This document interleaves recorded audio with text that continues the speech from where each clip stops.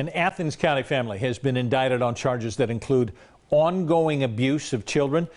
Today, the matriarch of that family, Deborah Beller, made her first court appearance. It's a case that cracked open by a tip from a teenage girl. She had disappeared 2 years ago and then resurfaced last month with some very disturbing allegations. NBC4's Jonathan Jackson was inside the courtroom where the judge set Beller's bond at a high price. Deborah Beller was arraigned here today at the Athens County Courthouse, and the prosecution was not lenient, asking for a high bond of $1 million for Beller, who pleaded not guilty.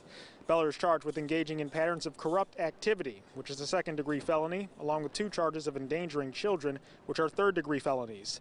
And the charges are related to incidents that prosecutors say took place between 2008 and 2016. Today, the judge granting the $1 million bond, as well as the prosecution's request of no contact between her and her family.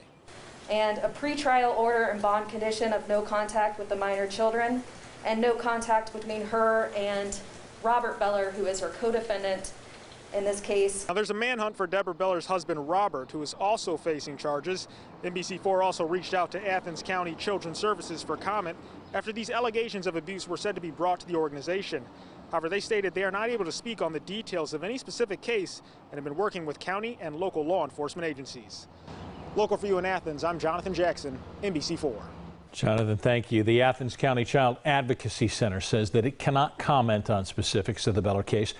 In a statement, though, the executive director says in part, "We take every allegation of abuse seriously. We do not have the authority to make decisions about what happens after an interview at our agency."